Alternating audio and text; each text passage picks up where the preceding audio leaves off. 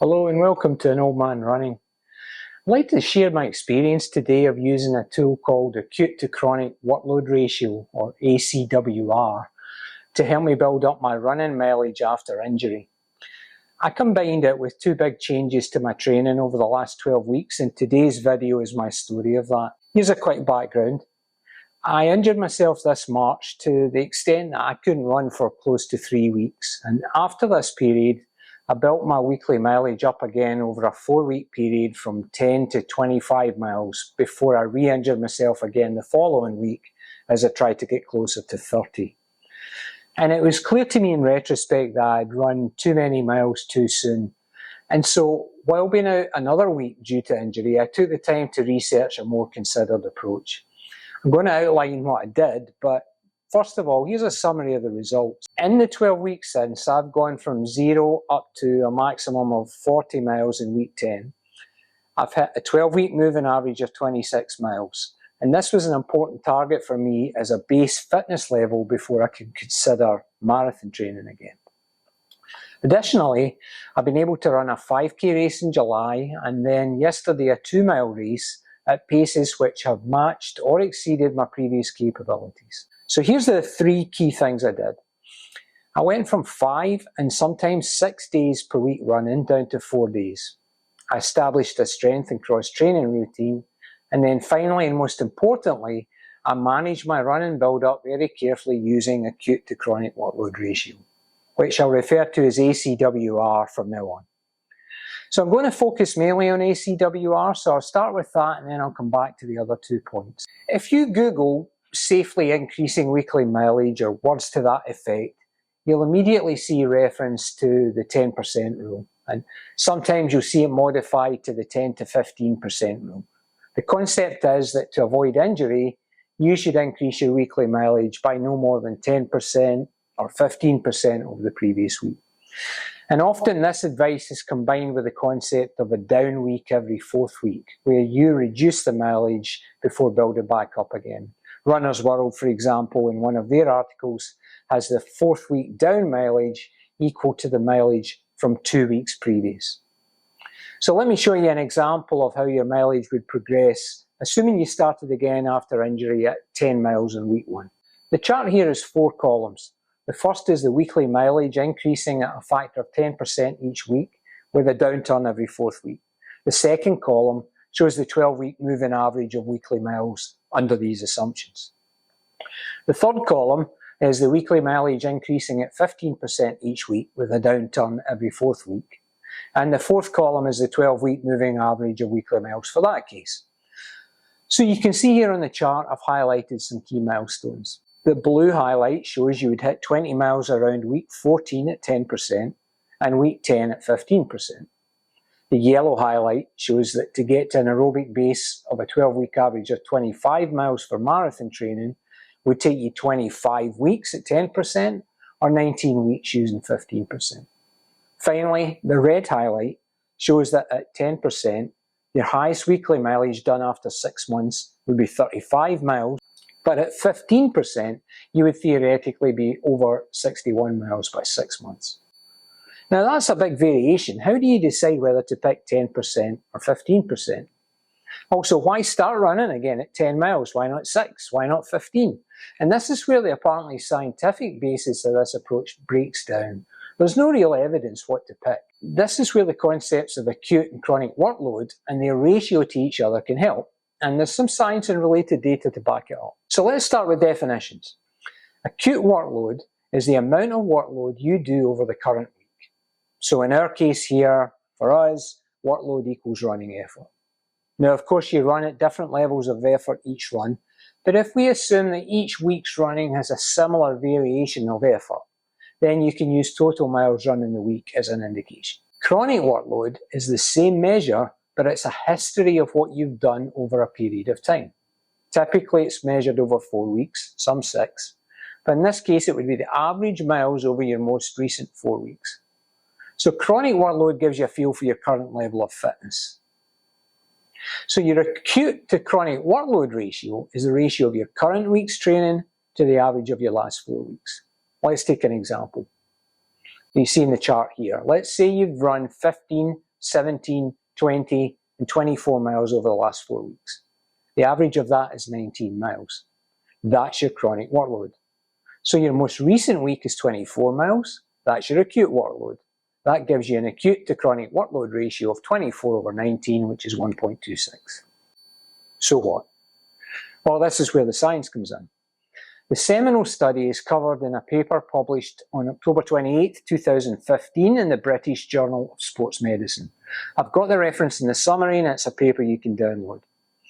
It was a study of elite rugby league players in Australia, and it concluded that when exposed to spikes in acute workload, defined as an ACWR of around 1.5, they were less resistant to injury. It also concluded that in players with a high chronic workload, those with acute chronic workload ratios between 0.85 and 1.35 were more resistant to injury. Now, since this paper, there have been a bunch of others published, and a very useful roundup of all of these is contained in a paper in the Open Access Journal of Sports Medicine published on December 21st, 2022. Again, I've put the reference in the summary. This paper was able to review 27 different studies across various sports in multiple countries. It concluded that the studies were generally of high quality and that although there was substantial variation in the results, collectively they did suggest that ACWR follows a parabolic curve in relation to injury risk, and that, quote, there appears to be a trend towards the ratios of 0.8 to 1.3, demonstrating the lowest risk of injury. It does caution, however, that there are still a number of issues with the ratio before it can be confidently used to mitigate injury risk, but nonetheless there is something there, and I decided to use it to help me build my mileage. Now, the first benefit of it was that it gave me some sort of indication where to start again after my injury reoccurrence. I was out for a week, so I had no mileage for that week. My previous 2 weeks' mileages prior to that were 19 and 21. To get to an ACWR of 1, which is well in the safe range, this would give me a starting mileage of just over 13. Then my second week was 15, which took my ratio to 1.2, and then I put the ratio up to 1.3 for a further 4 weeks to get me built up. After that, I've stuck pretty firmly in the 1.0 to 1.2 range. This safely got me to my goal 12-week moving average of over 25 miles in time to start fall marathon training.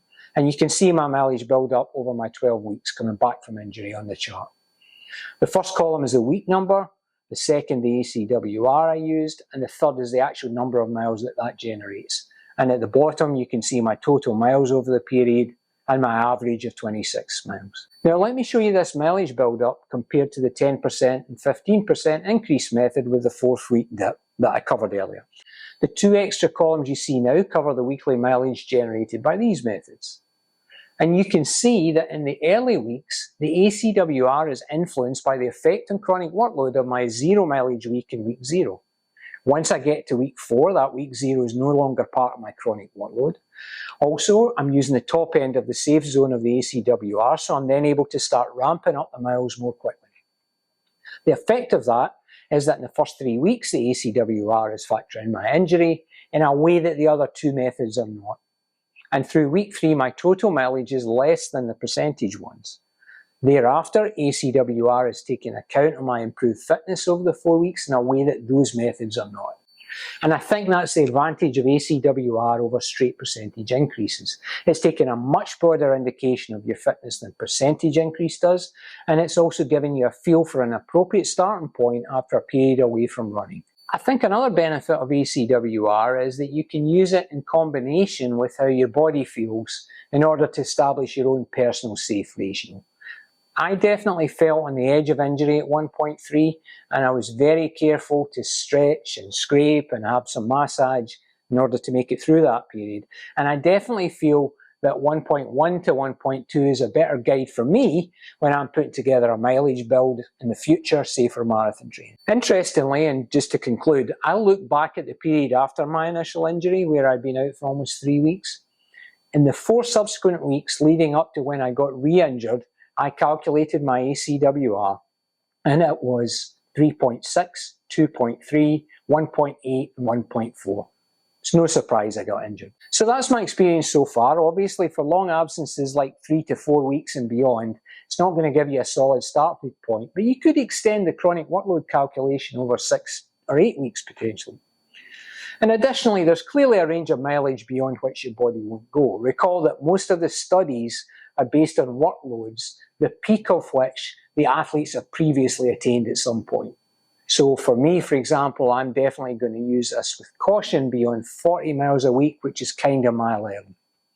But overall, I feel it's worked so far and got me to where I wanted to be, uninjured, and so until it fails me, I'll use it as a cross-check for any future training blocks and for starting up again after a break or an injury.